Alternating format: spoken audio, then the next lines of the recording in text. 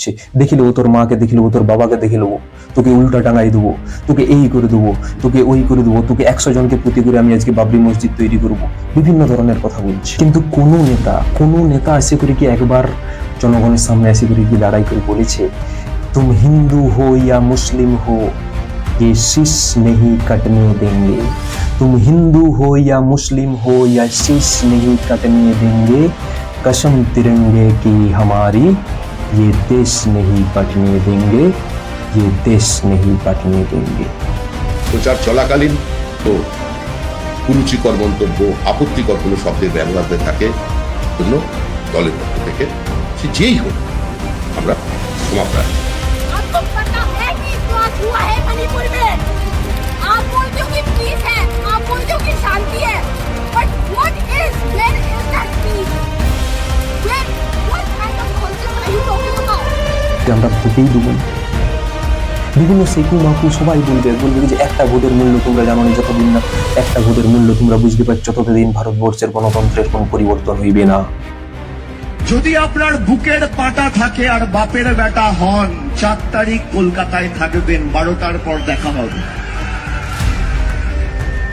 কত বড় গুন্ডা আপনি আর কত আপনার ক্ষমতা, 4 তারিখ দেখা হবে। খেলা তোমরা শুরু করেছো, শেষ তৃণমূল করবে।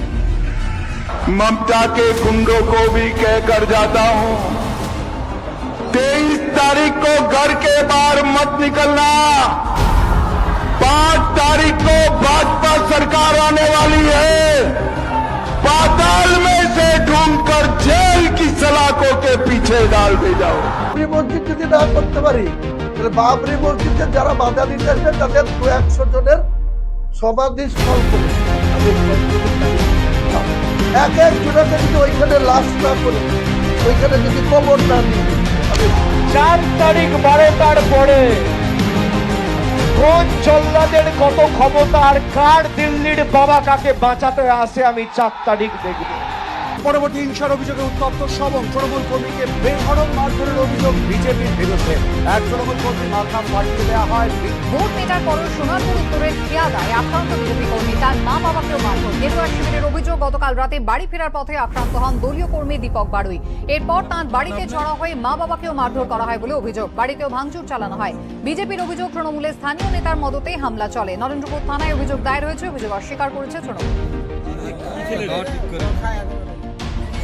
অব্যাহত ভোট পরবর্তী হিংসা, ফের উত্তপ্ত আমডাঙ্গা। গতকাল রাতে সোনাডাঙ্গা দক্ষিণ ভোট ভিত্তিক রাজনৈতিক সংঘর্ষের খবর পাওয়া যাচ্ছে বর্ধমান থেকে। তৃণমূল বিজেপির সংঘর্ষের রণক্ষেত্র লক্ষ্মীপুর। আর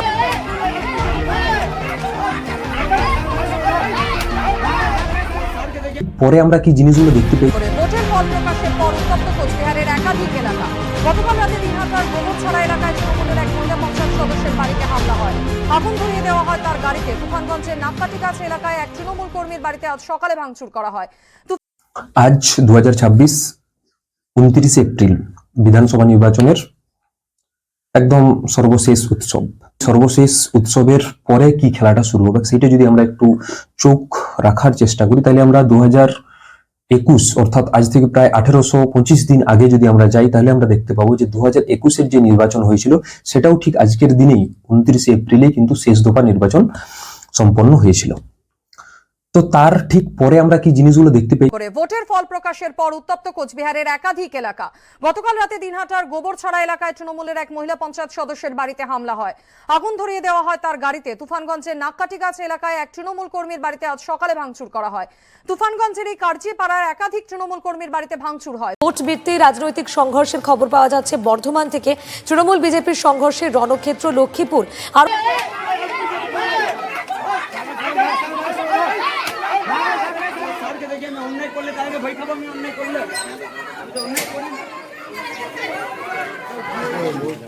ভোট পরবর্তী হিংসার অভিযোগে উত্তপ্ত সবং, তৃণমূল কর্মীকে বেধড়ক মারধরের অভিযোগ বিজেপির বিরুদ্ধে। এক তৃণমূল কর্মীর মাথা ফাটিয়ে দেওয়া হয়। ভোট মেটার পরেও সোনারপুর উত্তরের খেয়াদায় আক্রান্ত বিজেপি কর্মী, তার মা বাবাকেও মারধর। গেরুয়া শিবিরের অভিযোগ, গতকাল রাতে বাড়ি ফেরার পথে আক্রান্ত হন দলীয় কর্মী দীপক বাড়ুই। এরপর তাঁর বাড়িতে চড়া হয়ে মা বাবাকেও মারধর করা হয় বলে অভিযোগ। বাড়িতেও ভাঙচুর চালানো হয়। বিজেপির অভিযোগ, তৃণমূলের স্থানীয় নেতার মদতেই হামলা চলে। নরেন্দ্রপুর থানায় অভিযোগ দায়ের হয়েছে, অভিযোগ অস্বীকার করেছে তৃণমূল। অব্যাহত ভোট পরবর্তী হিংসা ফের উত্তপ্ত আমডাঙ্গা। গতকাল রাতে সোনাডাঙ্গা দক্ষিণপাড়া গ্রামে বোমাবাজি হয়। গ্রামবাসীদের দাবি পরপর 3টি বোমা ছোড়ে দুষ্কৃতীরা। এরপর থেকেই গ্রামে আতঙ্ক ছড়িয়েছে। দুষ্কৃতীদের খোঁজে তল্লাশি চালাচ্ছে আমডাঙ্গা থানার পুলিশ। ভোট পরবর্তী যে হিংসা, সেইটা পুরা পৃথিবী জুড়ে, পুরা ভারতবর্ষের মধ্যে কিন্তু ট্রেন্ডিং রয়েছে বাংলাতে যে পরিমাণ ভোটের সন্ত্রাস হয়, সেই রকম সন্ত্রাস আর ভারতবর্ষ তথা পৃথিবীর কোনো জায়গায় এরকম কিন্তু হয়নি। তো সেই জায়গা থেকে আমরা যদি দেখি যে এই সন্ত্রাসগুলো কারা করাচ্ছে, তাদের দ্বারা এই সন্ত্রাসগুলো হচ্ছে, যদি আমরা দেখি তাহলে যে জিনিসটা বুঝতে পারবো সেটা হচ্ছে এটা কোনো পার্টিকুলার একটা দল, পার্টিকুলার একটা ব্যক্তি করাচ্ছে না। এটা শুধুমাত্র ক্ষমতার লোভে কিছু রাজনেতা বা কিছু রাজনেত্রী রয়েছে যারা নিজেদের স্বার্থ চরিতার্থ করার জন্য এই সমস্ত জিনিস সাধারণ মানুষকে দিয়ে করাচ্ছে। আর সাধারণ মানুষ তাদের এই প্রলোভনে পা দিয়ে করে তাদেরকে এই একই জাল বিছাই করে ফেলা হচ্ছে। তারা শুধুমাত্র দাবার বোর্ডে গুটির মতো কাজ করছে আর তাদেরকে নিয়ে খেলছে রাজনেতা রাজনেত্রীরা। তো সাধারণ মানুষের এইরকম সমস্যা, সেই সমস্যাটা যদি 2026-এর বিধানসভা ইলেকশনের আগে যখন নির্বাচনী প্রচার চলছিল তখন যদি আমরা দেখি যে কিছু কি পরিবর্তন হয়েছে, যেরকম ভাবে এইবারে 2026-এর যে বিধানসভা ইলেকশন, সেখানে এসআইআর হয়েছে, তাতে বিভিন্ন লক্ষ লক্ষ ভোটার বাদ গেছে। তারপর সেই ভোট পরবর্তী বা ভোটের পূর্ববর্তী যে হিংসা, সেই হিংসাটাকে কন্ট্রোল করার জন্য ইলেকশন কমিশন বিভিন্ন ধরনের পন্থা অবলম্বন করেছে। বিভিন্ন বড় বড় সিআরপিএফ, সিআইসিএফ এর কোম্পানি আমাদের পশ্চিমবঙ্গে আসছে। তারা পুরা নির্বাচনটাকে শান্তভাবে সুস্থভাবে করার জন্য কি কি পদক্ষেপ অবলম্বন করেছে, সেই সমস্ত জিনিস ছাড়াও আমরা দেখতে পাবো যে এইগুলোর সাথে সাথেও কিন্তু যারা শাসক দল, সেই শাসক দল কিন্তু তারা নির্বাচনী প্রচারে যাই করে কিন্তু তারা বেশ ভালো করেই বলেছে যে একবার 4 মে ভোটের রেজাল্ট আসুক, তারপর আমরা দেখে নেবো যে কার বাবার গায়ে কত দম। একদম যেরকম ভাবে আমি কথা বলছি, এর থেকেও বাজে ভাবে, এর থেকেও কুৎসিত ভাবে কথা বলেছেন তিনি। 4 তারিখ 12টার পরে কোন জল্লাদের কত ক্ষমতা আর কার দিল্লির বাবা কাকে বাঁচাতে আসে আমি 4 তারিখ দেখব। শাসক দলকে কাউন্টার করছে যখন বিরোধী দল, সেই বিরোধী দলও কিন্তু তাদেরকে ছাড়িয়ে কথা বলেনি। সেই বিরোধী দলও কিন্তু বলছে আমরা উটকা লটকায়েঙ্গে। আমি অমিত শাহকে চ্যালেঞ্জ করব, যদি আপনার বুকের পাটা থাকে আর বাপের বেটা হন, 4 তারিখ কলকাতায় থাকবেন, 12টার পর দেখা হবে। কত বড় গুন্ডা আপনি আর কত আপনার ক্ষমতা, 4 তারিখ দেখা হবে। খেলা তোমরা শুরু করেছো, শেষ তৃণমূল করবে। ममता के गुंडों को भी कहकर जाता हूं, 23 तारीख को घर के बाहर मत निकलना। 5 तारीख को भाजपा सरकार आने वाली है, पाताल में से ढूंढकर जेल की सलाखों के पीछे डाल दे जाओ। তারপর তার সাথে সাথে আরো যদি অন্য কোনো দল আমরা দেখি, ছোটখাটো দল রয়েছে, তারাও কিন্তু সিপিএমও কিন্তু ছাড়িয়ে কথা বলেন। সিপিএমও কিন্তু বলছে যে দেখে নেবো 2026-এর 4 মে রেজাল্ট আসতে দাও, তারপর সবাইকে দেখে নেবো। সেই দিক থেকে আমাদের এখানে কে আছে, হুমায়ুন কবির নাকি, সেও বলছে যে সবাইকে 100 জনকে পুঁতে করে আমরা বাবরি মসজিদ তৈরি করব। ভোটের রাজনীতি আমরা দেখে নেবো, তোর মাকে দেখে নেবো, তোর বাবাকে দেখে নেবো, তোর দাদুকে দেখে নেবো, সবাইকে দেখে নিচ্ছে। আমি অমিত শাহকেও চ্যালেঞ্জ করছি আর মমতাকেও চ্যালেঞ্জ করছি, আমার ট্রাস্টের 13 বিঘি জায়গাতে তোমার কত শক্তি আছে পা দিয়ে দেখাও। এক জোড়াকে যদি ওইখানে লাশ না করে দিই, ওইখানে যদি কবর না দিয়ে দিই, আমি হুমায়ুন কবির কবরের যাওয়ার আগে 50 বাবরি মসজিদ যদি না করতে পারি, তাহলে বাবরি মসজিদে যারা বাধা দিতে আসবে তাদের 200-100 জনের সমাধিস্থল করে দেবো। আমি হুমায়ুন কবির দাঁড়িয়ে থেকে আমি চ্যালেঞ্জ করছি অমিত শাহকে, আমি চ্যালেঞ্জ করছি মমতাকে। তাহলে এইরকম একটা পরিস্থিতিতে সাধারণ মানুষ যারা গড় ভোটার, তারা কি করবে? তাহলে তাদের কি সবচেয়ে ভালো অপশন এটা নয় যে আমরা ভোটেই দেবো না? বিভিন্ন সেকু মাকু সবাই বলবে যে একটা ভোটের মূল্য তোমরা জানো নি, যতদিন না একটা ভোটের মূল্য তোমরা বুঝতে পারছো ততদিন ভারতবর্ষের গণতন্ত্রের কোনো পরিবর্তন হইবে না। এ মাকু, একটা ভোটের মূল্য যদি এতটাই হয়, তাহলে আমাকে একটা কথা বলো তো মাকু, যে এই যে ভোট আমি দিলাম তৃণমূলকে, তৃণমূলের কোনো একজন প্রার্থীকে আমি ভোট দিলাম, তারপর কি গ্যারান্টি আছে সে ভোটের পরে তৃণমূল থেকে বিজেপিতে চলে যাবে না? তাহলে আমি ভোট দিলাম তৃণমূলকে, কিন্তু সে যখন বিজেপিতে চলে গেল, তার মানে ইনডিরেক্টলি আমি ভোটটা কাকে দিলাম? বিজেপিকে। তাহলে আমার ভোটের মূল্যটা কি রইলো? আমারও তো একটা ভোটেই তো আমি তৃণমূলকে দিয়েছিলাম, সেই ভোটের মূল্যটা কি রইলো? কেন চলে গেল বিজেপিতে? তাহলে যে সমস্ত সেকু মাকু বুদ্ধিজীবী যারা আছে, যারা মনে করে যে না না না ইলেকশন মানে একটা উৎসব, ইলেকশন মানে একটা দায়িত্ব, ঠিক আছে, সেই দায়িত্বটাকে একজনকে তো পালন করলে হবে না, সেই দায়িত্ব সবাইকে পালন করতে হবে। সেই দায়িত্বের মধ্যে তুমিও একজন পড়ছো, তাহলে তুমি এই দায়িত্বটাকে কিরকম ভাবে পালন করছো?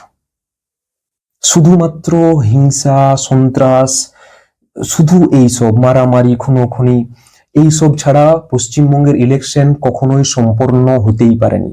পশ্চিমবঙ্গের ইলেকশন সম্পন্ন করার জন্য যদি আজকে পুরা ভারতবর্ষের সবচেয়ে বেশি সিআরপিএফ, আইটিবিপি, সিআইএসএফ সমস্ত বড় বড় কোম্পানিকে যদি আজকে বাংলাতে চলে আসতে হয়, তাহলে মণিপুরে আজকে যে ঘটনা ঘটছে।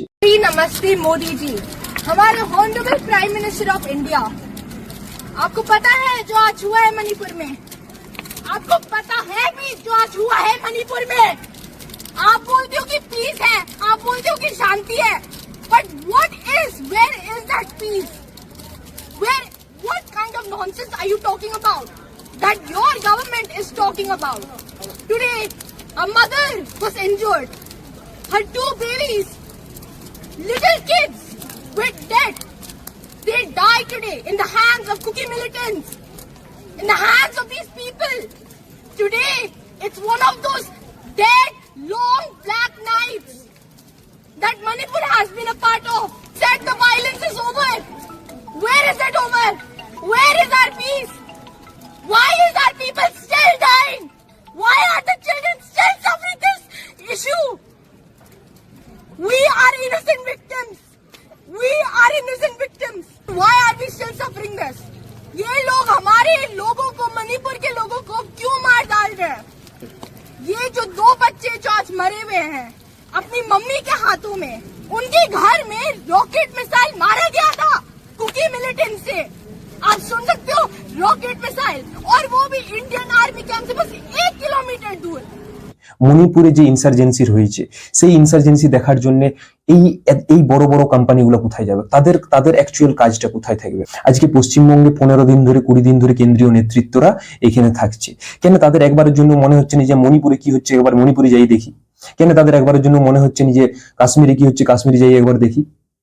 তাদের যত মনে পড়েছে আজকে ভোটটা এখানে আসছে বলে। তাহলে এইরকম একটা পরিস্থিতিতে কোন নেতা, কোন নেত্রীকে আসে করে একবারের জন্য বলেছে যে না, এই ভোটের পরবর্তী হিংসা এগুলা করলে চলবে না? এইগুলা সাধারণ মানুষ তথা আমাদের সমগ্র বাংলাকে কয়েক বছর, কয়েক দশক কিন্তু পেছনে ফেলে দিচ্ছে। আজকে কোথায় গুজরাট, আজকে কোথায় উত্তরপ্রদেশ, আজকে কোথায় বেঙ্গালোর, আজকে কোথায় অন্ধ্রপ্রদেশ, তারা কোন জায়গায় চলে গেছে? আর আমাদের বাংলার অবস্থাটা কি? আমাদের বাংলাতে শুধু ক্ষমতার লড়াই, তাছাড়া অন্য কিছুই হয়নি। সমস্ত রাজনেতা রাজনেত্রীরা এসে করে বড় ভাষণ দিচ্ছে, দেখে নেবো তোর মাকে, দেখে নেবো তোর বাবাকে, দেখে নেবো তোকে উল্টা টাঙ্গাই দেবো, তোকে এই করে দেবো, তোকে ওই করে দেবো, তোকে 100 জনকে পুঁতে করে আমি আজকে বাবরি মসজিদ তৈরি করব, বিভিন্ন ধরনের কথা বলছে। কিন্তু কোনো নেতা এসে করে কি একবার জনগণের সামনে এসে করে কি দাঁড়াই করে বলেছে যে তুম হিন্দু হো ইয়া মুসলিম হো, ये शीश नहीं कटने देंगे, तुम हिंदू हो या मुस्लिम हो, या शीश नहीं कटने देंगे, कसम तिरंगे की हमारी, ये देश नहीं बटने देंगे, ये देश नहीं बटने देंगे। আজকে পশ্চিমবঙ্গের অধিকাংশ রাজনীতি, সেই রাজনীতিটা শুধুমাত্র ধর্মের জন্য বণ্টিত হয়ে গেছে। আজকে একদল হিন্দু, একদল মুসলিম, তাদের উপর পুরো সমগ্র ভোটকে ফোকাস করা হচ্ছে। কেন? এই আজকে মুসলিমদের যে নেতারা রয়েছে, সেই মুসলিমদের নেতারা কি দেখতে পাচ্ছেন আজকে হুমায়ুন কবির কি নিয়ে কথা বলছে, আজকে নওশাদ সিদ্দিকী কি নিয়ে কথা বলছে? নওশাদ সিদ্দিকীর মতো তোমাদের নেতা চাই নাকি হুমায়ুন কবিরের মতো নেতা চাই?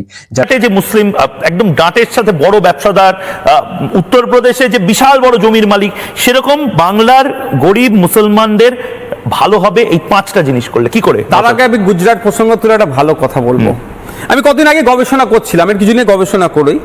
যে ওয়েস্ট বেঙ্গলের মুসলমানদের মাথাপিছু গড় আয় কত কত? আর উত্তরপ্রদেশের মুসলমানদের মাথাপিছু গড় আয় কত, মহারাষ্ট্রের মুসলমানদের মাথাপিছু গড় আয় কত, গুজরাটের মুসলমানদের মাথাপিছু গড় আয় কত দেখে না, আর কেরালার মুসলমানদের মাথাপিছু গড় আয় কত পরিবার পিছু, অবাক হয়ে গেলাম। আকাশ পাতাল তফাৎ। গুজরাটের একটা মুসলমানের ইনকাম আর ওয়েস্ট বেঙ্গলের একটা মুসলমানের ইনকাম বিস্তর তফাৎ। দাঁড়িয়ে গুজরাটের মুসলমানের ইনকাম ওয়েস্ট বেঙ্গলের মুসলমানের থেকে অনেক বেশি। যারা নিজেদেরকে বিক্রি করে দিয়েছে, যারা নিজেদের আদর্শকে বিক্রি করে দিয়েছে, যারা নিজেদের সমগ্র সিস্টেমটাকে বিক্রি করে দিয়েছে শুধুমাত্র নিজেদের ক্ষমতার লোভে, সেই ক্ষমতাকে তোষণ করার জন্য এই রাজনীতি করে যাচ্ছে। তোর গলা চেপে ধরে তুলে এনে তোকে এই বাবরি মসজিদে কবর দেবো, দেখি তোর কোন বাপ তোকে আটকিলা। হাতের পাঁচ পা দেখেছো তোমরা? এটা তোমাদেরকে খবর নিতে হবে না। হতেই পারে আজকে এই দলের নিয়ে আমি দুটো কোথাও খারাপ কথা বলছি, আজকে এই দলের নিয়ে ভালো কথা বলছি, কালকে দুদিন পরে সে যখন খারাপ কথা বলবে অবশ্যই এই জোরেই, এই ভয়েসেই তাদের বিরুদ্ধে কিন্তু আমি সজ্জর হব। কিন্তু তার মানে এটা নয় যে আজকে যে খারাপ করছি ইন ফিউচার সে ভালো করতে পারেনি। তাহলে ভালো করার সুযোগ দাও, ভালো করতে দাও। আজকে কোনো নেতা, কোনো নেত্রী কেউ আশা করে তো একবারের জন্য বলছেন যে না কোনো রকম হিংসার রাজনীতি কোনো রকম চলবে না, কোনো প্রকার আমরা হিংসা ছড়াতে দেবো না, কোনো ধরনের আমরা প্রতিহিংসা, কোনো ধরনের সন্ত্রাস আমরা করতে দেবো না। কেউ আশা করে বলছে? কেউ তো আশা করে একবারের জন্য বলছেনি। আর এই প্রচার চলাকালীন যদি আমাদের দলের পক্ষ থেকে, আমার পক্ষ থেকে কোনো জায়গায় কথা বলতে গিয়ে, বক্তৃতা করতে গিয়ে